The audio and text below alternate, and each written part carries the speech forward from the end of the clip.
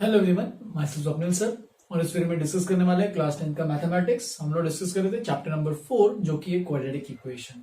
याद होगा तो मैंने प्रीवियस क्लास में क्वाड्रेटिक इक्वेशन का बस जो भी इंट्रोडक्शन है वो सब दे दिया था कि क्वाड्रेटिक इक्वेशन क्या होता है, स्टैंडर्ड फॉर्म क्या होता है क्वाड्रेटिक इक्वेशन का, उसके सोल्यूशंस के बारे में मैंने बताया था कि सोल्यूशंस क्या होते हैं।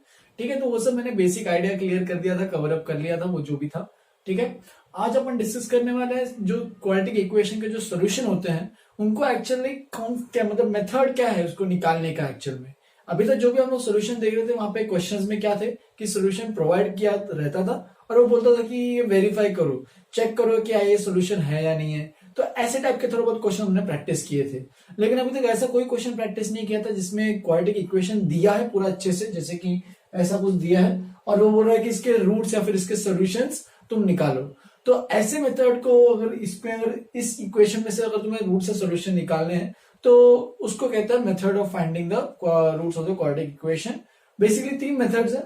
ठीक है, सबसे पहला मेथड जो है वो है फैक्टराइजेशन मेथड।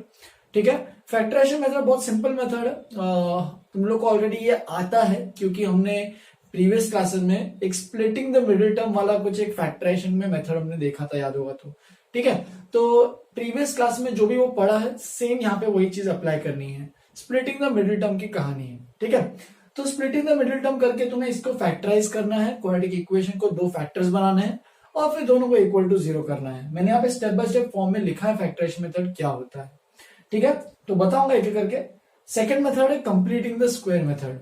ये एक different type of unique method है। सेकेंड और थर्ड मेथड थोड़े से सिमिलर है क्योंकि थर्ड मेथड में जो फॉर्मूला है क्वाड्रेटिक का, जो श्रीधराचार्य फॉर्मूला है, वो हम लोग थर्ड मेथड में जो देखने वाले हैं वो फॉर्मूला एक्चुअल में कंप्लीटिंग द स्क्वायर मेथड से ही ऑब्टेन हुआ है।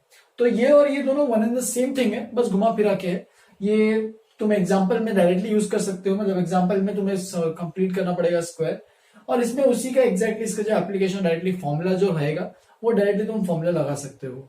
तो दोनों in fact one and the same thing है, पर अपन दोनों मेथड्स को अलग अलग ट्रीट करते हैं। ठीक है, तो स्टार्ट करते हैं आज का। बस हम लोग फैक्टराइजेशन मेथड देखने वाले हैं। तो बहुत सिंपल सा मेथड है, बहुत लोग अच्छे से आता भी होगा स्प्लिटिंग द मिडिल टर्म, तो कोई दिक्कत नहीं जानी चाहिए मेरे ख्याल से।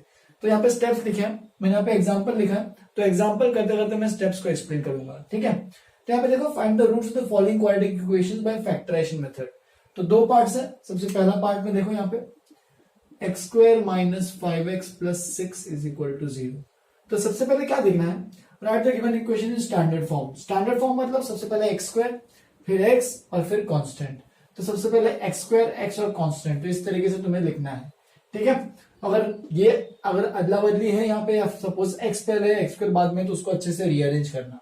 बस याद रखना सबसे पहले इसको अच्छे से रीअरेंज करना है ताकि एक्स स्क्वायर एक्स और कांस्टेंट आए। स्टैंडर्ड फॉर्म मैंने बता दिया लास्ट क्लास में। And obtain the values of a b c. तो यहाँ पे देख सकते हो ए की वैल्यू 1 है, ठीक है, बी की वैल्यू -5 है एंड सी की वैल्यू है 6। ठीक है, तो इस तरीके से वैल्यूज ऑब्टेन हो गई है। Find the product of A and C. तो ए और सी का प्रोडक्ट निकालो सबसे पहले। तो ए और सी का प्रोडक्ट कितना आ रहा है, ए सी का प्रोडक्ट, ए सी की वैल्यू आ रही है हमारे पास 6। ठीक है, फिर देखो ए सी की वैल्यू निकाली and write it as a sum of its two factors such that the sum is equal to B. तो बहुत इंपॉर्टेंट स्टेप है। तुम्हें ये जो 6 प्रोडक्ट जो ऑब्टेन हुआ है वो तुम्हें सोचना है कि इसको कैसे ब्रेक कर सकते हैं, इसके फैक्टर्स निकालो। तो इसके फैक्टर कौन कौन से होते हैं, 1 2 3 एंड 6। तो ये सब इसके फैक्टर्स हैं। तो अभी तुम्हें सोचना है इनमें से कोई दो नंबर्स लेने हैं ताकि उनका जो सम रहेगा, ठीक है, उनका जो सम रहेगा वो इक्वल टू बी आना चाहिए। तो बी की वैल्यू क्या है, -5। तो -5 ऐसे सोचो कि 5 है, ठीक है, तो 5 कौन से दो नंबर्स का सम रहेगा। तो बाय डिफॉल्ट देख सकते हो 2 और 3 का प्रोडक्ट 6 आता है और 2 और 3 का सम 5 आता है। तो इसका मतलब तुम्हें इस यहां पे अगर देखोगे तो कौन से दो फैक्टर सिलेक्ट कर रहे हैं, लेकिन यहाँ पे -5 है तो हमें -2 और -3 लेना पड़ेगा। देयरफॉर P की वैल्यू -2, Q की वैल्यू -3। देखो यही चीज करनी है, ये सबसे पहले अच्छे से ऑब्टेन करना है p n q. P n q मैंने यहाँ पे क्या लिखा, देखो a into c is equal to p into q. ये इंटू सी है, देखो इसको अगर p इंटू क्यू करोगे तो कितना, देखो -2 इंटू -3 +6 बन रहा है, और p प्लस क्यू करोगे तो कितना बनेगा, देखो -2 -3 तो ये बन जाएगा -5। तो देख सकते हो ये वैल्यू इक्वल टू बी और ये वैल्यू इक्वल टू ए सी है। तो यही चीज हमें सोचनी है कि ए सी को p इंटू क्यू के टर्म में करना है तो और b को p प्लस क्यू के फॉर्म में बनना चाहिए। ये इसका जो प्रोडक्ट है वो उसको दो फैक्टर्स में निकालो और वो दो फैक्टर्स के सम जो है वो ये बीच वाला टर्म देना चाहिए। तो अगर स्प्लिटिंग द मिडिल टर्म देखेंगे तो याद होगा, तो स्प्लिटिंग द मिडिल टर्म में क्या करते थे, इस -5 को हम लोग लिखते थे -3x - 2x + 6, और 6 को तो ऑफकोर्स लिख ही सकते हो 2 × 3। तो इस तरीके से नेक्स्ट स्टेप में लिखा, देखो put the value of b obtained from the above step and given equation and write its LHS as a product of two linear factors। तो उसने क्या बोला अभी कि जो भी ये b की वैल्यू है, b की वैल्यू -5 है, इसको यहाँ पे p + q के फॉर्म में लिखो, यानी -3 और -2 इस तरीके से फॉर्म में लिखो। अब बस पहले दो टर्म में कुछ कॉमन लो, लास्ट के दो टर्म में कुछ कॉमन लो। तो पहले दो टर्म में कॉमन तो x ही आ रहा है और बचेगा x - 3। फिर लास्ट के दो टर्म में -2 कॉमन आ रहा है, हमेशा से माइनस भी कॉमन ले लिया करो, ठीक है। तो x बचेगा यहाँ पे, और यहाँ पे माइनस गया तो माइनस कॉमन और -3 बचेगा। तो इससे क्या होगा, यहाँ पे देखो ये चीजें हमेशा सेम आ जाएंगी।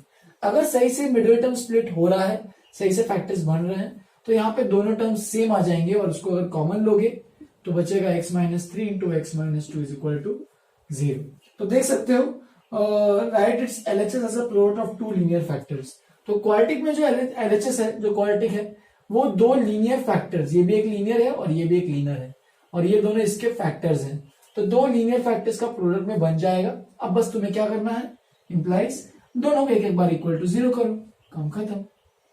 x माइनस इधर लिखते, नीचे लिखते चलो, x - 3 = 0 और x - 2 = 0। तो x की वैल्यू यहाँ पे आएगी 3 और x की वैल्यू यहाँ पे आएगी 2। Therefore 2 और 3 are the solutions of this quadratic equation, या फिर roots of the quadratic equation. तो इस तरीके से ये मेथड सबको अच्छे समझ में आना चाहिए। एक और एग्जांपल करते हैं ताकि अच्छे से प्रैक्टिस हो जाए। तुम लोग के लिए मैंने बहुत सारे एग्जांपल्स आज देने वाला हूं होमवर्क में, तो तुम्हें प्रैक्टिस करना है। तुम्हें अगर इसमें कोई दिक्कत या कोई डाउट आ रहा है तो सबसे पहले अपना एनसीईआरटी के तुम सॉल्व एग्जांपल सॉल्व करो अच्छे से, जो भी सॉल्व एग्जांपल्स दिए हैं उसके बाद एनसीईआरटी का पूरा वो जो अपना एक्सरसाइज है 4.2 उसको सॉल्व करो। लेकिन 4.2 करने से पहले 4.1 सबका हो जाना चाहिए, और अगर 4.2 हो गया है तो वो जो मैंने डिस्क्रिप्शन में अटैच किया कुछ एक्स्ट्रा क्वेश्चन है कुछ प्रैक्टिस के लिए, वो कंप्लीट करो और मुझे तुम लोग उसमें से डाउट्स पूछ सकते हो। तो देखो यहाँ पे भी सेम चीज, a = 1, b = -14, c = 24, ठीक है। तो a × c निकालते हैं, तो a × c is 24। अब 24 के फैक्टर कौन कौन से आते हैं, 1 2 3 4 6 8 12 24। तो इतने सारे फैक्टर्स है। देखो अब कौन से दो नंबर्स का, इनमें से कौन से दो नंबर्स लोगे ताकि सम 14 आएगा। तो देख सकते हो 8 और 6 का सम 14 आता है, लेकिन 8 और 6 का प्रोडक्ट 24 आता है क्या, नहीं। मतलब 8 और 6 तो नहीं ले सकते, तो कुछ और देखो ताकि सम 14 आ जाए। तो 12 और 2, 12 और 2 का प्रोडक्ट 12 2 24 और 12 और 2 का सम 14। तो इस तरीके से अच्छे से इसको एक्सप्रेस करना आना चाहिए। मतलब AC यानी 24 को क्या लिख सकते हो, -2 × -12। मैंने यहाँ पे -2 क्यों लिया, क्योंकि दोनों का सम जो है वो नेगेटिव आना चाहिए। क्योंकि देखो b = -14 है, तो ये बन जाएगा -2 + -12। इसी तरीके से स्प्लिटिंग द मिडिल टर्म करेंगे, तो x² - 2x - 12x + 24 को लिख दो चाहिए तो 2 × 12 = 0। बस अब यहाँ पे देखो, ये यहाँ पे कॉमन आ रहा है x - 2 बचेगा, यहाँ पे -12 कॉमन आ रहा है, x - 2 बचेगा। सिमिलरली यहाँ पे भी सॉल्व करते हैं, मतलब पूरा इसके आगे कंटिन्यू। तो ये बन जाएगा x - 2 × x - 12 = 0। Therefore x की वैल्यू 2 या फिर 12। मैंने यहाँ पे डायरेक्ट आंसर लिखा, जगह नहीं इसलिए तुम्हें अच्छे से इसको ऐसे एक्सप्रेस करते हुए लिखना है कि this is also equal to 0 and this is also equal to 0, ये और दिस या फिर दिस। तो therefore x = 2 और x = 12 is the solution of this quadratic equation. बस याद रखना मिडिल टर्म को इस तरीके से स्प्लिट करना है ताकि वो जो स्प्लिटिंग वाले दो टर्म्स होंगे उनका प्रोडक्ट ये a × c बनना चाहिए, बस और कुछ नहीं, ठीक है। तो इसको लिखो, इस पे ज्यादा मैं टाइम वेस्ट नहीं कर रहा हूं, मैं सीधे इस पे एग्जांपल्स पे कुछ जंप करते हैं। इससे अपना 4.2 एक्सेस तुम्हारा पूरा खत्म हो जाता है, पूरा बेसिक आइडिया पूरा क्लियर हो जाता है। मैं एग्जांपल्स और 2-3 एग्जांपल्स लेता हूं, ठीक है, और फिर हम लोग यहीं पे खत्म करने वाला है। नेक्स्ट क्लास में मैं इसको ये वाला बाकी जो मेथड्स है वो भी क्लियर करूंगा, ठीक है। तो इसको लिखो और भी एग्जांपल्स देखते हैं। चलो मैंने यहाँ पे कुछ एग्जांपल्स लिखे हैं, तो एक एक करके डिस्कस करते हैं सबको अलग अलग। वही पार्ट्स हैं बेसिकली, पहले 2 पार्ट्स किए थे, अभी और भी मैंने कुछ पार्ट्स लिए, सब पार्ट्स। ठीक है, तो सबसे पहले यहाँ पे देखो इरेशनल टर्म्स है, कोएफिशिएंट जो भी है अब सब इरेशनल है। यहाँ पे a की वैल्यू है 4√3, b की वैल्यू है 5 और c की वैल्यू है -2√3। तो सबसे पहले a इंटू सी निकाल लेते हैं, तो 4√3 इंटू -2√3, तो ये कितना बन जाएगा देखो, 4 2 8, √3 इंटू √3 3, तो 8 3 24, बट माइनस है तो -24। तो -24 के फैक्टर तुम तो बैठ के निकाल सकते हो। ठीक है, और यहाँ पे b की वैल्यू 5 है, तो सोचो 8 और -3 करोगे तो सीधा 5 आ जाएगा, 8 -3। तो इसीलिए यहाँ पे जो मिडिल टर्म है 5, उसको स्प्लिट कैसे करेंगे, उसको लिखेंगे 5x को 8x - 3x। देख सकते हो 8 3 24 भी हो रहा है, तो इसलिए मैंने यहाँ पे लिखा देखो 8 into c is equal to p into q is equal to 8 into -3। मैंने यहाँ पे 8 इंटू -3 क्यों लिया, -3 इंटू 8 क्यों नहीं लिया, क्योंकि देखो अगर तुम देखोगे ध्यान से b की वैल्यू मुझे p प्लस क्यू बनानी है, तो उसको मुझे 8 प्लस -3 करूंगा तभी जाके ये बनेगा 5। अदरवाइज अगर -8 प्लस 3 करते तो -5 बनता, जो कि गलत हो जाता। तो इसलिए मुझे इसको इस टर्म से स्प्लिट करना है, इसका मतलब काम खत्म। 4√3x² plus 8x minus 3x minus 2√3 is equal to 0। बाकी फर्स्ट 2 टर्म से, बाकी 2 टर्म से ऐसे निकालो कॉमन। पहले 2 टर्म में से 4x कॉमन आ रहा है, बचेगा √3x प्लस 2। दूसरे 2 टर्म से -√3 कॉमन आ रहा है, देखो यहाँ पे 3 और यहाँ पे √3 है, तो √3 कॉमन आ जाएगा, तो √3x plus 2 is equal to 0। बाकी कहानी खत्म। 4x माइनस √3 एक फैक्टर आ रहा है लीनियर, और दूसरा आ रहा है √3x plus 2 is equal to 0। बस दोनों को अगर इक्वल टू 0 करोगे तो ये इक्वल टू 0 करोगे तो x की वैल्यू आएगी √3/4, और अगर ये इक्वल टू 0 करोगे तो -2/√3। तो इसका अपना पहला पार्ट, थर्ड पार्ट का आंसर इस तरीके से आ गया है। बस AC का प्रोडक्ट को डिफरेंस में बना, A की वैल्यू 21, C की वैल्यू 1/21, तो देख सकते हो A into c is equal to 1, तो 1 बन रहा है, और B की वैल्यू क्या है -2। तो क्लियर ही हो गया कि अगर 1 बन रहा है AC, तो इसके फैक्टर तो 1 1 ही रहने वाले हैं, और B की वैल्यू -2 है, तो इसका मतलब मैं B को लिख सकता हूं -1 प्लस ऑफ -1, और AC को भी लिख सकता हूं -1 इंटू -1। हो गया खत्म कि 2 फैक्टर कौन कौन से बने, -1 -1। बस इसको स्प्लिट करो, 21x² -x plus 1/21 is equal to 0। बस यहां से भी 21x कॉमन ले लो, देखो क्या आएगा, x माइनस 1/21। देखो यहां से 21 तो था नहीं, इसलिए मुझे 21 जब मैं कॉमन ले रहा हूं तो देखो यहाँ पे क्या मिलेगा, जैसे 21 कॉमन लेते हैं यहाँ पे 1/21 बचेगा। सिमिलरली यहाँ पे -1 कॉमन ले लो, तो ये बन जाएगा x माइनस 1/21 इक्वल टू 0। और अगर कॉमन अच्छे से लोगे तो x 21x माइनस 1, और यहाँ पे x माइनस 1/21। अब अगर दोनों को इक्वल टू 0 कर रहे हो तो दोनों में से सेम वैल्यू आएगी। इसको भी इक्वल टू 0 करो तो x की वैल्यू आएगी 1/21, इसको भी इक्वल टू 0 करो तो x की वैल्यू 1/21 ही आएगी। तो इसका मतलब यहाँ पे एक ही वैल्यू आ रही है। ठीक है, तो हर बार जरूरी नहीं है कि 2 वैल्यूज आए या फिर एक वैल्यू है, फिर मतलब हर बार 2 वैल्यूज आए जरूरी नहीं है, हो सकता है एक भी वैल्यू आए, हो सकता है एक भी वैल्यू नहीं भी आए। तो वो सब अलग अलग कंडीशन होती है, केसेस होते हैं क्वाड्रेटिक इक्वेशंस के, वो सब डिपेंड करता है डिस्क्रिमिनेंट। वो मैं बताऊंगा डिस्क्रिमिनेंट क्या होता है जब आगे जाएंगे। ठीक है, अभी के लिए यहाँ पे बस इतना समझो कि यहाँ पे दोनों वैल्यूज सेम ही दे रहे हैं, वो है x equal to 1/21। Fifth part पे आते हैं। फिफ्थ पार्ट में देखो यहाँ पे भी इस टाइप के इक्वेशंस में दिख ही रहा है कि यहाँ पे क्वाड्रेटिक इक्वेशन नहीं दिख रहा है। ठीक है, तो यहाँ पे इसको पहले सिंप्लीफाई करके क्वाड्रेटिक इक्वेशन बनाना पड़ेगा। तो चलो एलसीएम लेके सिंप्लीफाई करते हैं। तो ये है एलसीएम लेने के बाद यहाँ पे x प्लस 5 आएगा, यहाँ पे -x - 3 आएगा, नीचे में आएगा x - 3 into x plus 5 equal to 1/6। ठीक है, फिर इसके बाद देखो यहाँ पे ये एक और चीज दी है, वो बाय डिफॉल्ट होनी भी चाहिए, क्योंकि x की वैल्यू अगर 3 हुई तो यहाँ पे 3 - 3 0, डिनोमिनेटर में 0 आ नहीं सकता। सिमिलरली x की जगह अगर -5 पुट करेंगे तो ये 0 हो जाएगा। तो इसलिए ये दोनों वैल्यूज को हटा के जो भी वैल्यूज आ रही है वो बतानी है। ठीक है, तो चलो अब क्या करेंगे, ऊपर में देखो, ओपन करो, x plus 5 minus x plus 3। ठीक है, ये और ये x कैंसिल, और ये 6 को क्रॉस मल्टीप्लाई कर दो इधर। ठीक है, और ये जो बचा है उसको भी उधर भेज दो, x - 3 इंटू x प्लस 5। अब बस यहां से कैलकुलेट करो तो ये बन रहा है 5+3 जो कि है 8 6 48 इज इक्वल टू, यहां पे ब्रैकेट को ओपन करो, एक्स स्क्वायर ये बन जाएगा 5x माइनस 3x माइनस 15। तो इस तरीके से ओपन हो गया। अब सबको एक साइड लेके आते हैं, इसको उधर भेज दो, तो x square 5x minus 3x plus 2x minus 15 minus 48 equal to 0। मैं 48 को उधर भेज रहा हूं और पूरे को लेफ्ट हैंड साइड में लिख रहा हूं, ठीक है। तो एक्स स्क्वायर प्लस 2x ये कितना बन गया, ये बन जाएगा हमारे पास 3 5 और 6 63। तो 63 बन रहा है। बस अब तुम्हें सोचना है a इंटू सी, यानी 1 इंटू माइनस 63।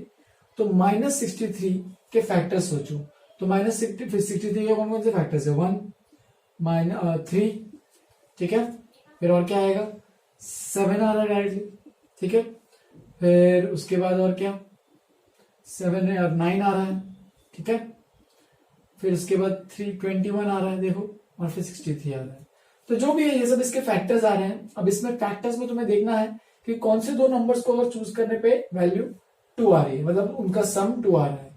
तो देखो 9 और माइनस 7, अब यहाँ पे माइनस वैल्यू है तो मैं इसको लिख सकता हूं, एसी को देखो माइनस 63 को, मुझे एक को प्लस और एक को माइनस लेना पड़ेगा क्योंकि यहाँ पे टोटल प्रोडक्ट वैल्यू माइनस है। तो इसका मतलब मैं लूंगा 9 प्लस माइनस 7। तो 9 को लिया पॉजिटिव, 7 को लिया नेगेटिव, तो 9 माइनस 7 ये क्या बन जाएगा 2। लेकिन इस केस में एसी में मल्टीप्लीकेशन हो रहा है, तो देखो 9 इंटू माइनस 7 माइनस 63, और बी की वैल्यू कितनी है 2, तो उसको भी लिख सकते हैं 9 प्लस माइनस 7। तो ये जो चीज है हर बार तुम्हें स्प्लिटिंग द मिडिल टर्म में ढूंढनी सोचनी पड़ी, ठीक है।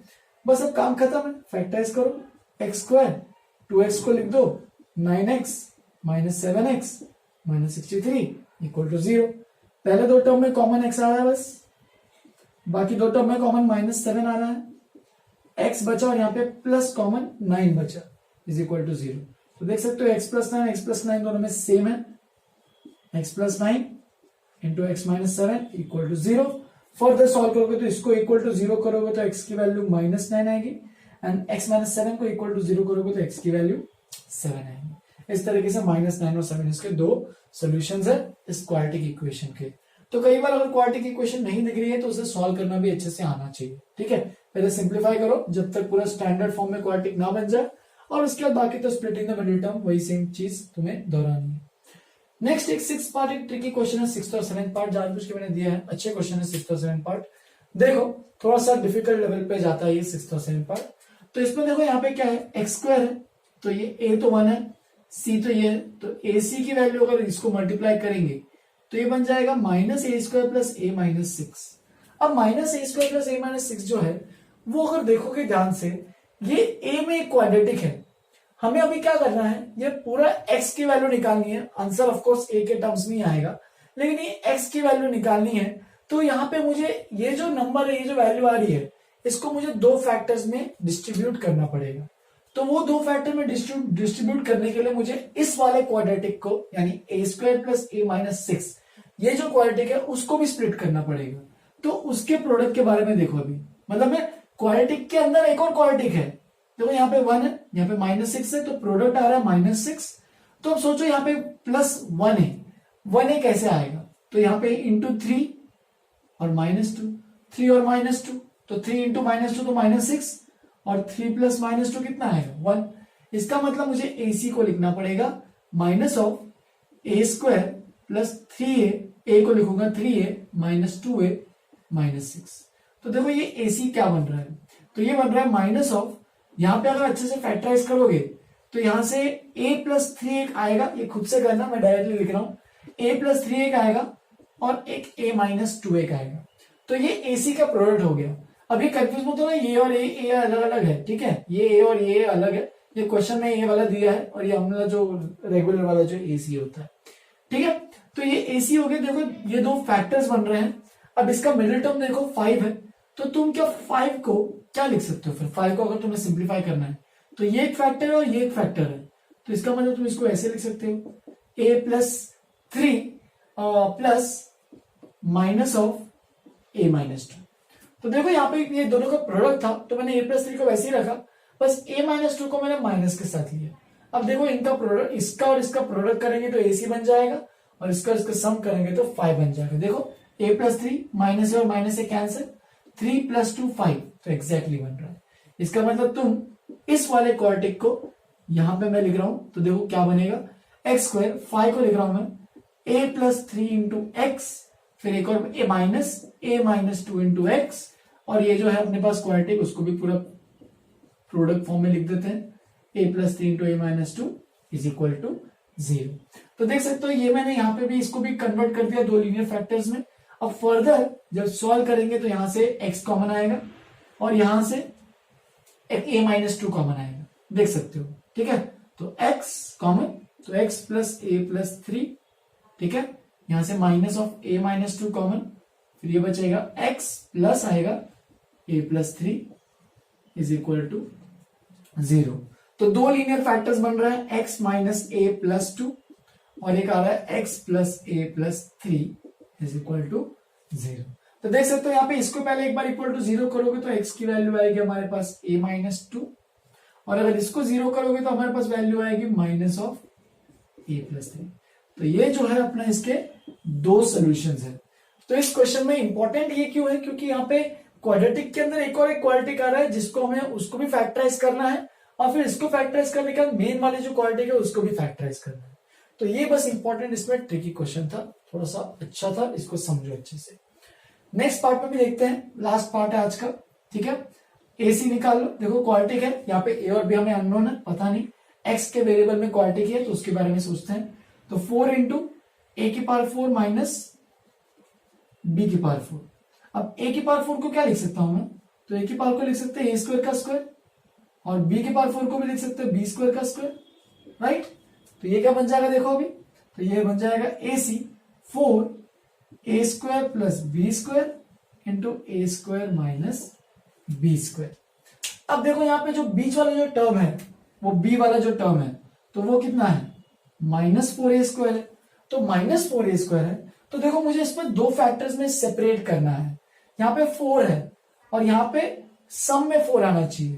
तो इसका मतलब मैं क्या करूंगा, इस 4 को मैं इस तरीके से लिखूंगा, 2 into a square plus B square, ये पहले वाला फैक्टर हो गया इसका, और दूसरा भी 2 into a square minus B square. तो इसके दो फैक्टर्स इस तरीके से लेंगे, तब जाके इसका सम देखो, अभी ध्यान से देखना, 2a square plus B square, ठीक है, माइनस में है तो मुझे यहां पे भी पूरा माइनस ही लेना पड़ेगा, ये भी माइनस और ये भी माइनस, तब जाके दोनों का माइनस का वैल्यू माइनस ही रहेगा, और यहाँ पे 2a square minus B square इस तरीके से लिखोगे। तो देखो अपने आप दिख ही रहा होगा कि यहाँ पे अगर इसको ओपन करेंगे तो देखो क्या मिल रहा है, minus 2a square minus 2b square minus 2a square plus 2b square.